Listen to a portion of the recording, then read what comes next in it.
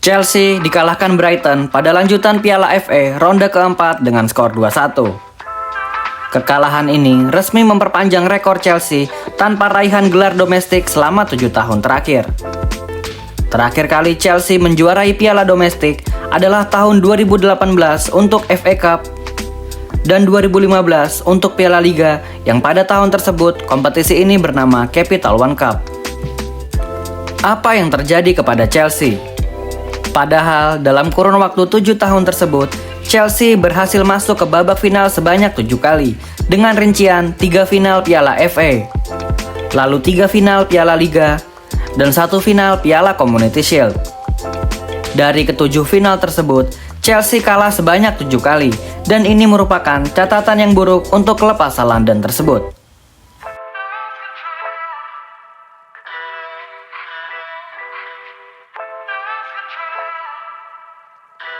Terkhusus untuk di musim ini, yaitu musim 2024-2025, Chelsea terancam akan mendapatkan 0 gelar lagi.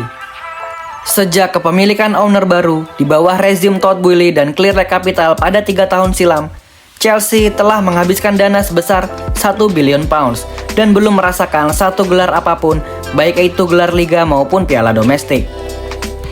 Di musim ini saja, mereka telah gugur di babak 16 besar Carabao Cup, dikalahkan oleh Newcastle United. Dan yang baru-baru ini terjadi, mereka gugur di babak keempat Piala FA, dikalahkan oleh Brighton meskipun gol kemenangan mereka sangat kontroversial. Padahal jika melihat musim sebelumnya di bawah asuhan Mauricio Pochettino, Chelsea berhasil mencapai babak final Piala Liga dan semifinal Piala FA. Hal ini memicu perdebatan di antara kalangan fans Chelsea. Apakah Chelsea mengalami downgrade jika dibandingkan dengan musim lalu? Target yang dalam tanda kutip wajib didapatkan oleh Chelsea untuk musim ini sekaligus memuaskan hasrat dari para fansnya adalah finish di posisi 4 besar lalu membawa pulang Piala Conference League di akhir musim. Pertanyaannya sekarang adalah, mampukah Chelsea meraih target-target tersebut melihat persaingan baik untuk memperebutkan posisi 4 besar dan Conference League tentu tidak akan semudah itu. Karena Chelsea akan bersaing dengan tim seperti Newcastle, Aston Villa, Bournemouth, Manchester City, Arsenal, dan Nottingham Forest untuk bisa finish di posisi 4 besar. Dan Chelsea harus bersaing dengan Real Betis, Copenhagen, dan Fiorentina untuk memastikan gelar Conference League jatuh ke tangan mereka. Lantas, pertanyaan besarnya sekarang adalah, apa yang terjadi dengan Chelsea? Apa yang salah dengan mereka di musim ini? Dalam kurun waktu 2 bulan terakhir, permainan mereka terus mengalami pemerosotan drastis. Pressing tinggi seolah tidak terlihat lagi. Pergerakan lini depan yang sangat statis. Dominasi penguasaan bola yang seolah telah hilang. Satu-satunya hal yang konsisten adalah pertahanan Chelsea yang masih saja memburuk dan itu tidak berubah sejak awal musim. Apa yang terjadi dalam 2 bulan terakhir ini? Apakah Enzo Maresca sudah tak melatih mereka lagi? Apakah para pemain-pemain Chelsea yang tidak mendengar atau mengikuti instruksinya? Atau yang sebenarnya terjadi adalah, apakah para pemain-pemain ini memang kualitasnya tidak cukup? Corner Blues Indonesia telah merangkum apa-apa saja yang kira-kira menjadi permasalahan Chelsea di musim ini. Sebelum lanjut nonton, jangan lupa klik tombol like dan subscribe dulu Blues.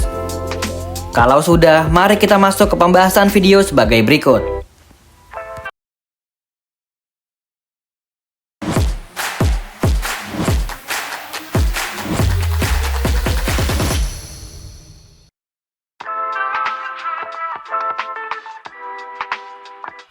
Faktor yang pertama, mengapa permainan Chelsea menurun di musim ini adalah kedalaman skuad. Memang benar, di episode kami sebelumnya, Corner Blues Indonesia membuat video yang berjudul 4 alasan mengapa Chelsea tak perlu membeli pemain di bursa transfer Januari. Akan tetapi, saat video itu dibuat dan dirilis, Chelsea masih belum kehilangan Joao Felix yang saat ini telah dipinjamkan ke AC Milan. Dan Chelsea belum kehilangan 2 ujung tombaknya karena cedera, yaitu Nicholas Jackson dan Mark Guehi. Yang menjadi persoalan sekarang adalah Chelsea memiliki kedalaman skuad yang sangat minim, bahkan cenderung tipis, karena Sporting Director tidak mencari pengganti untuk Joao Felix dan mereka juga tidak menambah lini tengah yang saat ini terlalu bergantung kepada Enzo Fernandez dan Moises Caicedo. Padahal Sporting Director bisa saja melakukan opsi-opsi hemat dengan memanggil pulang pemain-pemain mereka, entah itu Andre Santos ataupun Leslie Gochuku, lalu meminjam striker untuk membantu Chelsea setidaknya hingga akhir musim. Meskipun dengan kedalaman skuad yang sangat minim ini, semoga saja para pemain Chelsea yang tersedia saat ini tidak mengalami cedera dan mereka selalu konsisten hingga akhir musim ini selesai.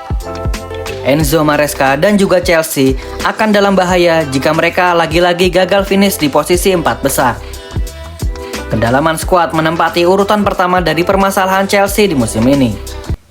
Mari kita lanjut ke urutan kedua, yaitu pembelian yang tidak tepat. Di awal musim ini, kita semua mengira bahwa Chelsea telah melakukan transfer musim panas yang brilian. Pemain-pemain seperti Joao Felix, Kiernan Dewsbury Hall, Renato Veiga, Jadon Sancho, Pedro Neto, Philip Jorgensen, dan masih banyak lagi yang tidak disebutkan. Kita mengira pemain-pemain tersebut akan sangat berguna dan menjadi upgrade untuk skuad Chelsea musim ini. Akan tetapi, faktanya adalah pemain-pemain ini tidak tampil secara luar biasa. Bahkan hanya 2 yang tampil cukup reguler dan konsisten bersama Chelsea di musim ini, yaitu Jadon Sancho dan Pedro Neto. Pertanyaan besar wajib ditujukan kepada Sporting Director. Mengapa Kiernan Dewsbury Hall dibeli seharga 30 juta pounds? Lalu untuk apa Joao Felix dibeli seharga 40 juta pounds hanya untuk dipinjamkan lagi? Pertanyaan selanjutnya adalah, mengapa Chelsea tidak membeli seorang real striker di awal musim ini? Pertanyaan masih belum usai untuk ditujukan kepada Sporting Director. Entah apa yang mereka pikirkan bahwa Robert Sanchez adalah kiper yang bagus untuk dijadikan kiper utama, padahal mereka sudah membeli Philip Jorgensen. Mengapa pemain-pemain baru ini diperlakukan secara buruk dan bahkan tidak adil? Hal-hal seperti inilah yang membuat Chelsea terlihat menyedihkan terutama dalam kurun waktu 2 bulan terakhir. Karena Sporting Director melakukan pembelian yang asal-asalan, bahkan cenderung ngawur. Jika akhirnya Chelsea gagal finish di posisi 4 besar di akhir musim ini, orang yang perlu keluar dari Chelsea terlebih dahulu adalah Sporting Director, bukan Enzo Maresca. Pembelian yang tidak tepat menempati urutan kedua dari permasalahan Chelsea di musim ini. Kita lanjut ke urutan nomor 3 dari permasalahan Chelsea musim ini adalah rencana Sporting Director yang terus membeli pemain muda.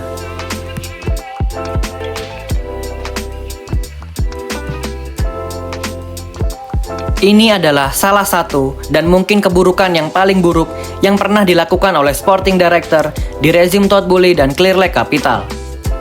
Tentu, di rezim baru ini juga memiliki banyak kebaikan dan inovasi, akan tetapi kita tidak berfokus pada hal itu. Kita akan membahas kebaikan dan keburukan rezim Todd Boehly dan Clearlake Capital di lain waktu saja. Untuk kali ini, kita akan berfokus pada keburukan, terutama mengenai kebijakan rencana Sporting Director yang terus-menerus membeli pemain-pemain muda. Sebenarnya, tidak ada yang salah dengan membeli pemain muda yang berbakat. Hanya saja pemain-pemain muda ini mempunyai beban dan tanggung jawab yang sangat berat untuk mampu membawa kejayaan Chelsea kembali. Alangkah lebih baik dan lebih bijak beban-beban tersebut dibawa oleh para pemain senior.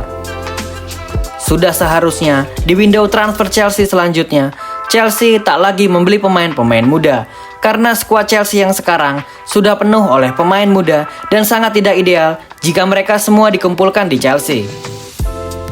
Chelsea wajib membeli pemain-pemain matang untuk bermain di posisi winger, kiper, dan yang paling penting adalah posisi striker. Hanya inilah solusi yang menurut kami bisa menyelesaikan semua masalah yang ada di Chelsea saat ini. Kita lanjut ke pembahasan selanjutnya. Apakah Enzo Maresca layak dipertahankan?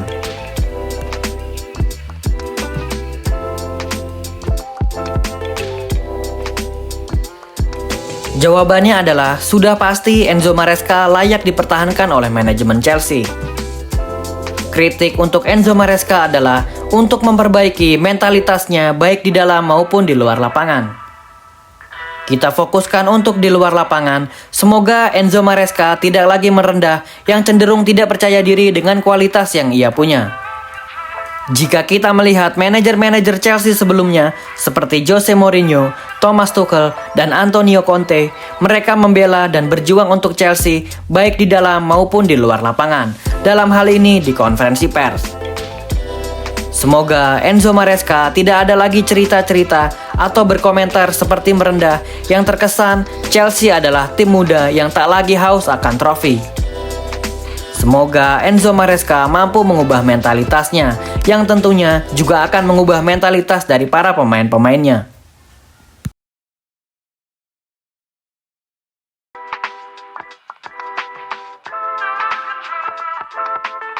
Kesimpulan dari video ini adalah Sporting Director harus berbenah dan mengubah rencana mereka yang terus-menerus membeli pemain-pemain muda.